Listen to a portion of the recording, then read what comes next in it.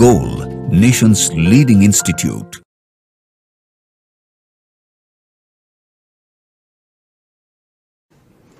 Hello students, today we are going to discuss the solution of inorganic chemistry of the examination AITS Major Test 8 which was held on 14th April 2024. We will discuss the inorganic question of this examination. Question number first जो inorganic का है that is question number 105. Question number 105. Which of the following complex ion has magnetic moment same as this one? तो इसका magnetic Cr+3 है और H2O एक week field ligand है इसलिए पेयरिंग नहीं होगा. No pairing takes place. No pairing. इसका मतलब क्या हो जाएगा 4s electronic confirmation 4s0 3d3. Number of unpaired electron 3 होगा. म्यू के वैल्यू निकालेंगे तो √3 × 3 + 2 √15 बोहर मैग्नेट्रॉन. तो जिसमें ये चेक कर लेना है कि किसमें इसमें नंबर ऑफ अनपेयर्ड इलेक्ट्रॉन 3 है. जिसमें नंबर ऑफ अनपेयर्ड इलेक्ट्रॉन 3 होगा उसका मैग्नेटिक मोमेंट का वैल्यू इस कॉम्प्लेक्स के बराबर होगा. तो देखा जाए कोबाल्ट +2 है, फिर से यहां भी स्ट्रॉन्ग H2O वीक फील्ड है. कोबाल्ट +2 के लिए H2O वीक फील्ड होता है लेकिन कोबाल्ट +3 अगर आ जाएगा तो उसके लिए ऑक्सीजन डोनर एक स्ट्रॉन्ग फील्ड की तरह काम करता है. +2 के लिए वीक फील्ड होता है. +2 के लिए ये नहीं नाइट्रोजन भी वीक फील्ड हो जाता है. +2 के लिए nitrogen will also act as a weak field ligand. तो cobalt +2 electronic confirmation 4s0 3d7 हो जाएगा और 3d7 में number of unpaired electron 1 2 3 4 5 6 7 number of unpaired electron 3. तो इसका भी सेम होगा. इसका भी मैग्नेटिक म्यू का वैल्यू √15 बोहर मैग्नेट्रॉन के बराबर होगा. इसमें आ जाइए. इसमें Mn+3 है 4s0 3d4.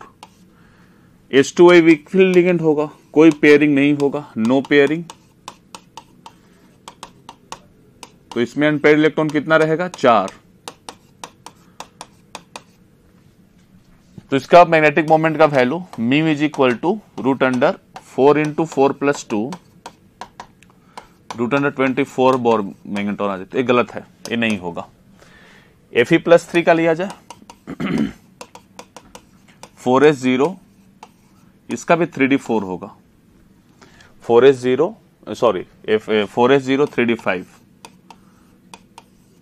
Fe+3 में 4s0 3d5 ऐसे इसका 3d6 होता है.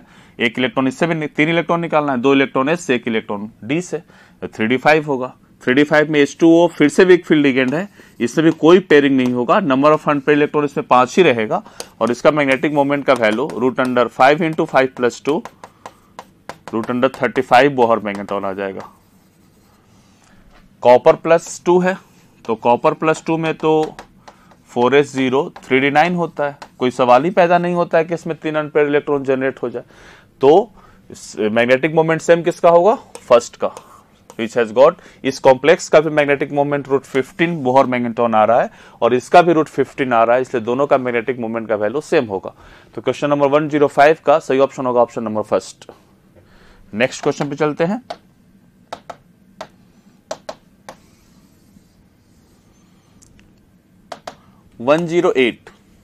मैच द फॉलोइंग है.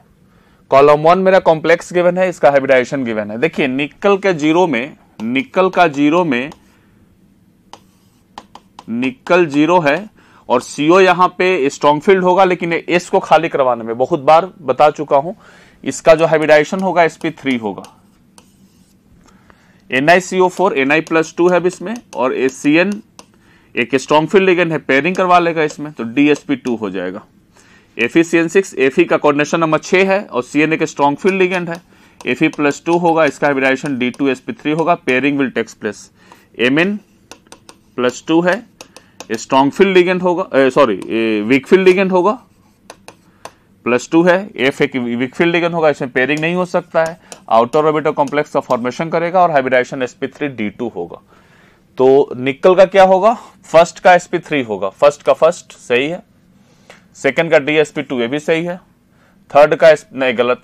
थर्ड का C का फोर्थ होगा D2sp3. C का A होगा और इसका A हो जाएगा. तो A का फर्स्ट, B का सेकंड, C का फोर्थ, D का थर्ड, यही सही है. क्वेश्चन नंबर 108 का सही ऑप्शन ऑप्शन नंबर फर्स्ट ही सही है। ए का फर्स्ट, बी का सेकंड, डी का फोर्थ, सी का फोर्थ और डी का थर्ड।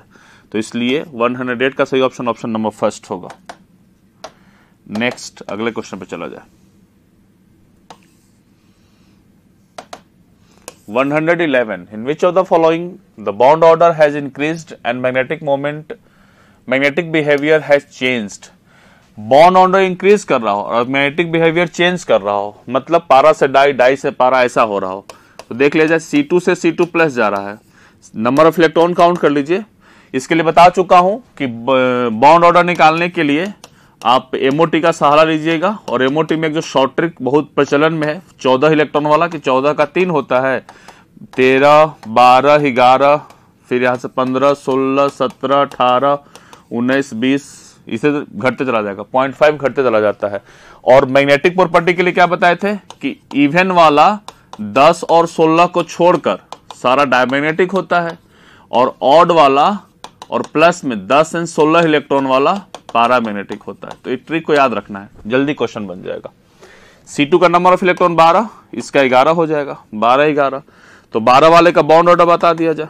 बॉन्ड ऑर्डर 12 वाले का बॉन्ड ऑर्डर 2 हो जाएगा, 12 वाले का इसका 2.5, 13 का 12 का 2 हो जाएगा, तो इसका बॉन्ड ऑर्डर 2 हो जाएगा, 11 का 1.5। तो बॉन्ड ऑर्डर इंक्रीज करने के लिए बोला, तो गलत है, बॉन्ड ऑर्डर तो इसका डिक्रीज कर रहा है, काम खत्म हो गया।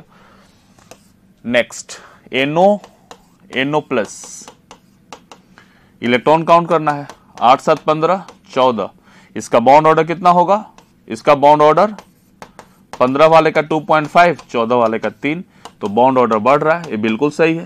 लेकिन एक और बात पूछ रहा है कि मैग्नेटिक बिहेवियर चेंज करना चाहिए, तो 15 वाला पैरामैग्नेटिक होता है और 14 वाला डायमैग्नेटिक होता है। इवन वाला में 10 और 16 पारा होता है, लेकिन 10 16 तो है नहीं, 15 वाला पारा होगा, 14 वाला डाई हो जाएगा। तो मैग्नेटिक बिहेवियर भी चेंज कर रहा है और बॉन्ड ऑर्डर इंक्रीज भी कर रहा है, बॉन्ड ऑर्डर भी बढ़ रहा है और मैग्नेटिक बिहेवियर भी चेंज कर रहा है। तो इसलिए 111 का सही ऑप्शन होगा ऑप्शन नंबर सेकंड। इसका भी निकाल सकते हैं आप इसी फैशन पे, इसका भी निकाल सकते हैं, इसका भी निकाल सकते हैं, कोई इसमें है नहीं, टाइम वेस्टेज है। आप बॉन्ड ऑर्डर के लिए 14 वाला कॉन्सेप्ट याद रखिएगा, 14 से नीचे जाओगे फिर भी बॉन्ड ऑर्डर घटेगा, 14 से ऊपर जाओगे अप टू 20 फिर भी बॉन्ड ऑर्डर घटेगा, 0.5 घटते रहता है।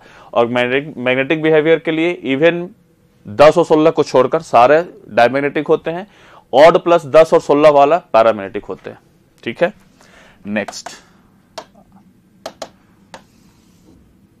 114 the correct IUPAC name of this complex. ठीक है, तो इस कॉम्प्लेक्स में नाम लिखते हैं, इसका नाम हो जाएगा 20 ethylene diamine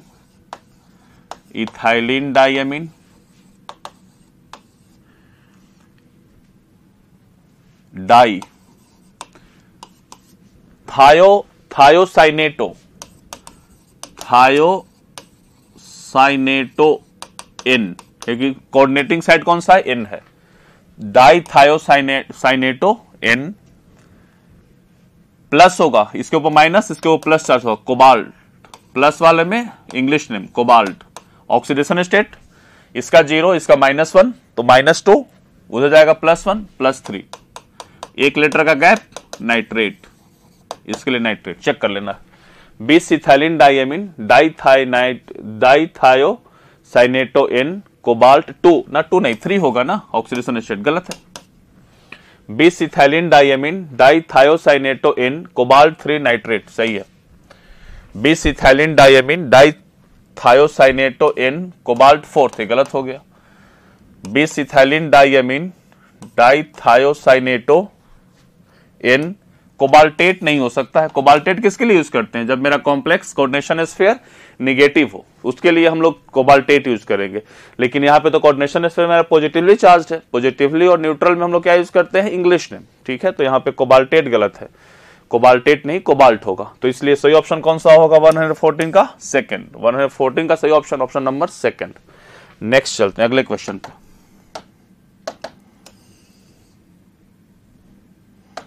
question number 120 the compound formed in the borax bead test of. देखो बोरेक्स बीड टेस्ट में जो कंपाउंड बनता है ना, वो BO2 माइनस बनता है, इस बात को याद रखिएगा। BO2 माइनस का बोरेक्स बीट टेस्ट में कंपाउंड बनता है। तो देख लो BO2 माइनस का कौन सा है, BO2, ये तो BO2 माइनस 2 दे रहा, गलत हो गया। BO2 माइनस का है, CuBO2 का होल ट्वाइस बनता है। तो 120 का सही ऑप्शन होगा ऑप्शन नंबर 3। याद रखना कि बोरेक्स बीट टेस्ट में कंपाउंड किसका बनता है, BO2 माइनस का कंपाउंड बनता है, याद रखना है इसको, ठीक है ना। ये डी ब्लॉक के लिए ही बोरेक्स बीट टेस्ट किया जाता है, ट्रांजिशन मेटल के लिए ही, और जो उसमें कंपाउंड का फॉर्मेशन होता है वो BO2 माइनस का कंपाउंड बनता है। नेक्स्ट चला जाए अगले क्वेश्चन पे। 123 NH4 प्लस का शेप कैसा होता है, tetrahedral, BRF minus square pyramidal, square pyramidal, BRF minus, ये सब बना, ये आसान क्वेश्चन है। 7 इलेक्ट्रॉन होता है, एक लोन पेयर ले लेगा, F F F F F, bromine के पास 7 इलेक्ट्रॉन, 5 बॉन्ड बना चुका है, एक लोन पेयर, हाइब्रिडाइजेशन sp3d2, एक लोन पेयर है, शेप के लिए ढक लेंगे, स्क्वायर पिरामिडल दिखेगा। SF6 सल्फर के पास 6 इलेक्ट्रॉन होता है, 6 के 6 बॉन्ड बना चुका है, sp3d2 हाइब्रिडाइजेशन होगा, ऑक्टाहेड्रल, और ClF3 टी शेप का होता है, ClF3 ClF एक lone pair, 2 lone pair, 7 electron होता है, टी शेप का होता है। ये सब आसान क्वेश्चन में आते हैं। NH4 प्लस टेट्राहेड्रल, A का थर्ड पला ही दिख रहा है, देख लो, A का third, BRF5 square pyramidal first, बिल्कुल सही है।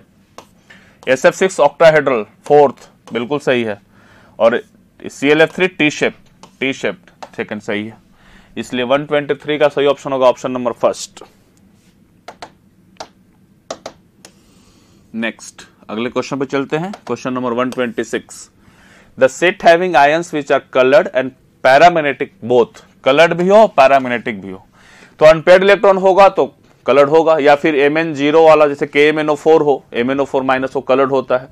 और नहीं तो अनपेयर्ड इलेक्ट्रॉन वाला डी ट्रांजिशन शो करके कलर शो करने की टेंडेंसी रखता है वो अपना। तो देख लो इसमें सारे के सारे अनपेयर्ड इलेक्ट्रॉन भी हो और अनपेयर्ड होगा तो अपने आप पैरामैग्नेटिक हो जाएगा, चेक कर लो। इसमें Cu प्लस D10 होता है, काम खत्म हो गया, ये कलरलेस, ये नहीं हो। Zn+2 ये भी नहीं होगा सर।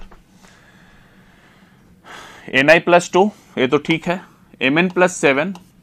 Mn+7 ऐसे कलर नहीं शो कर सकता है, ठीक है ना।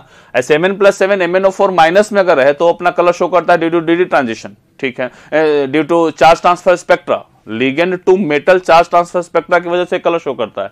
ऐसे सो कलर शो करने की टेंडेंसी नहीं है, तो ये काम खत्म हो गया। कॉपर +2 D9 है, क्रोमियम +3 D2 2 एक 3 D3 और स्कैंडियम +1 में D1। तो एक कलर सारे पैरामैग्नेटिक भी है और सारे कलर शो कर सकता है। दूसरी बात, अगर Mn+7, यहां पे एक और बात याद रखना, अगर Mn+7 की बात करते हैं हम लोग कि कलर शो भी करता है, जैसे मान लेते हैं Mn+7 MnO4 माइनस में कलर शो भी करता है, तो एक पैरामैग्नेटिक बिहेवियर का नहीं हो। D0 है, D0 डायमैग्नेटिक होता है, तो D कोई अनपेयर्ड इलेक्ट्रॉन है नहीं, तो पैरामैग्नेटिक हो नहीं सकता, तो इसलिए गलत हो जाएगा। अब यहां पे D1 है, तो ये सारे के सारे कलर्ड भी है और पैरामैग्नेटिक भी है, एक कलर्ड भी है और पैरामैग्नेटिक भी है, तो इसलिए 126 का सही ऑप्शन होगा ऑप्शन नंबर 3।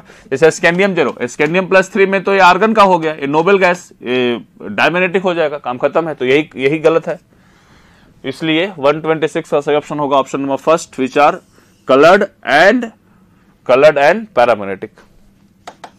अगले क्वेश्चन पे चलते हैं, question number 129। Which of the following are isostructural? SO42 minus tetrahedral is double bond O, O minus, tetrahedral. CrO42 minus Cr double bond O, O minus, ये भी tetrahedral, ये सही है। SiCl4 tetrahedral, SiCl, TiCl4 ये भी tetrahedral। Titanium के पास भी outer most में 4 ही इलेक्ट्रॉन होते हैं, ठीक है ना। टाइटेनियम का वैलेंस इलेक्ट्रॉन 4 ही होता है, इसलिए इसके पास भी 4 ही इलेक्ट्रॉन होंगे, चारों बॉन्ड बना चुके हैं, कोई लोन पेयर बचेगा नहीं इसके पास, 0 लोन पेयर, ठीक है। तो इसलिए दोनों का टेट्राहेड्रल, इसका भी टेट्राहेड्रल, इसका भी टेट्राहेड्रल, ये भी सही है। NH3 कैसा होता है, पिरामिडल, NH3 पिरामिडल, और NO3 minus N double bond हो, एक लोन पेयर 0, एक coordinate bond, sp2 hybridisation, trigonal planar, गलत हो गया सर, एक पिरामिडल एक ट्रायगोनल प्लेनर, गलत है। BCl3 प्लेनर ट्रायगोनल प्लेनर, और BrCl3 BrCl एक लोन पेयर दो लोन पेयर टी शेप होता है, तो ये गलत है, भी नहीं होगा। तो कौन कौन सही है, ए और बी। ऑप्शन ए, ये दोनों टेट्राहेड्रल, ये दोनों भी टेट्राहेड्रल, तो इसलिए दोनों पेयर आइसोस्ट्रक्चरल, ये भी isostructural. NH3 trigonal pyramidal, NO3 minus trigonal planar, BCl3 trigonal planar, BrCl3 T shape, इसलिए सब अलग अलग है। तो सही ऑप्शन होगा A and B are, in A and B both molecules are isostructural, इसलिए ए और बी दोनों ऑप्शन सही होगा, ए और बी। फोर्थ 129 का सही ऑप्शन होगा ऑप्शन नंबर फोर्थ। नेक्स्ट चलते हैं अगले क्वेश्चन पे। क्वेश्चन नंबर 123, हाइपोफॉस्फोरस इन हाइपोफॉस्फोरिक एसिड। हाइपोफॉस्फोरिक एसिड में ऑक्सीडेशन स्टेट कितना होता है? देखो H3PO4 है, इसमें दो मॉलिक्यूल डाल दो तो, और एक मॉलिक्यूल वाटर निकाल दो, ठीक है, क्या बन जाएगा? 6 में से 2 निकल गया 4 P2, 4 दूनी 8 में से 1 निकल गया 7, ठीक है। तो ये तो H4P2O7 हो गया। अब इसमें से एक ऑक्सीजन निकाल दे अगर हम, तो H4P2O6 बनता है, H4P2O6 बनेगा। और इसमें अगर एक ऑक्सीजन जोड़ देंगे हम लोग तो H4P2O8 बनेगा। इसको बोला जाता है पर, इसको बोला जाता है हाइपो, ठीक है, पर डाई, इसको पर डाई नाम दिया जाता है। तो इसका ऑक्सीजन 6 दूनी 12 में से 4 गया, 8 प्लस 4 कितना जाएगा? +4। अगर हाइपोफॉस्फोरस रहता तो हाइपोफॉस्फोरस तो कोई दिक्कत नहीं है, हाइपोफॉस्फोरस में H3PO4 है, एक ऑक्सीजन निकालो, H3PO3 एक ऑक्सीजन निकाल दो, H3PO2, तो 3 दूनी 4 में से 3 गया, 4 में से 3 गया 3 +1। हाइपो में कितना? अगर फास्फोरस होता तो ये, और फास्फोरिक के लिए 2 मॉलिक्यूल लेकर एक मॉलिक्यूल वाटर निकालो, उसमें एक ऑक्सीजन निकाल दो, हाइपो बन जाता है। तो कितना हो जाएगा इसमें? 6 दूनी 12 में से 2 गया 4, 4/2, 6 दूनी 12 में 4 गया 8, 8 में 2 से डिवाइड कर दो, +4 ऑक्सीजन स्टेट आ जाएगा। तो इसका 132 का सही ऑप्शन होगा ऑप्शन नंबर फर्स्ट 4। फास्फोरस का ऑक्सीडेशन स्टेट 4 होता है हाइपोफॉस्फोरिक एसिड में। नेक्स्ट क्वेश्चन पे चलते हैं, अगले क्वेश्चन पे। 135, select the incorrect statement. The stability of hydride increases from NH3 to BiH3 in group, ना गलत है, स्टेबिलिटी इंक्रीज नहीं करता है, गलत स्टेटमेंट है। NH3 PH3 SH3 SBH3 and BiH3।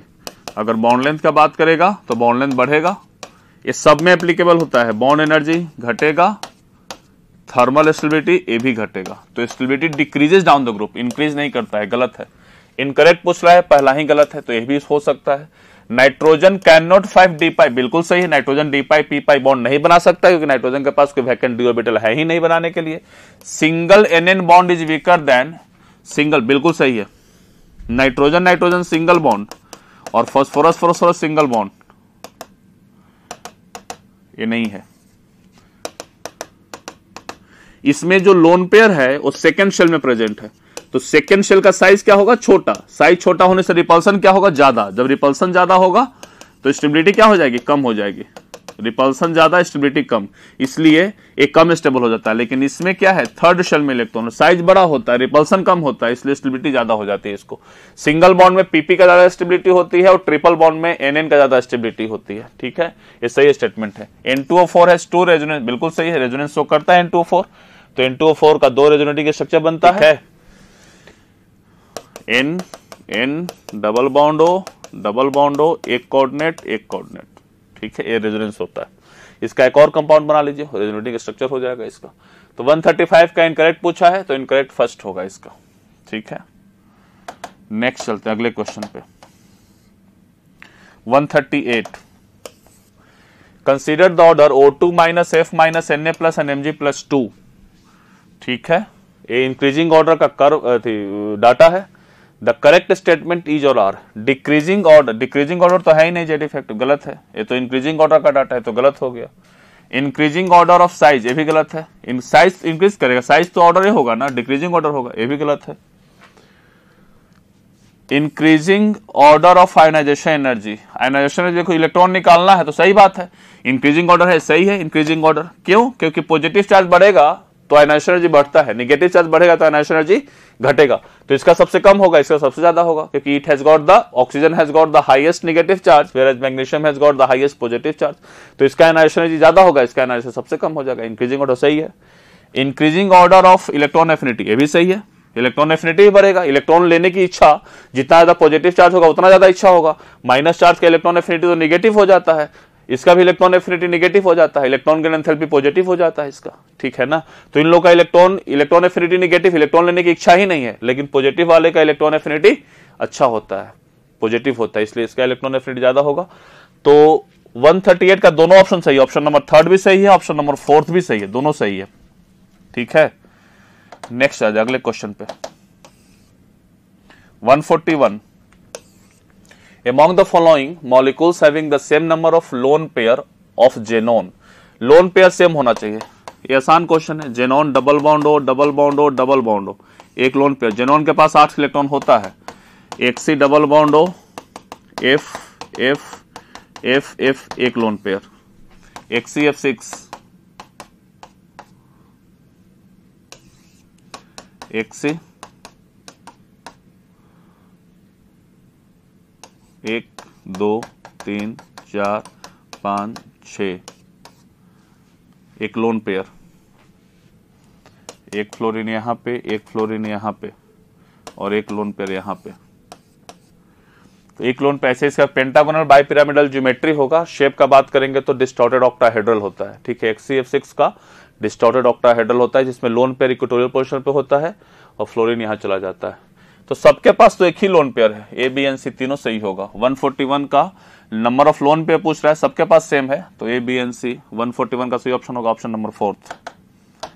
अगले क्वेश्चन पे चलते हैं। 144, the hybridization and shape of BrF5। BrF5 का हाइब्रिडाइजेशन क्या हो जाएगा? Br 1 2 3 4 5 और एक लोन पेयर। ब्रोमीन के पास 7 इलेक्ट्रॉन होता है, तो हाइब्रिडाइजेशन क्या हो जाएगा? sp3d2 हो जाएगा। और शेप पूछा है तो shape square pyramidal, sp3d2 square pyramidal नहीं, ये गलत है, ट्रायगोनल नहीं है, स्क्वायर पिरामिडल ना, ये भी गलत है, sp3d2 स्क्वायर पिरामिडल, 4th सही होगा।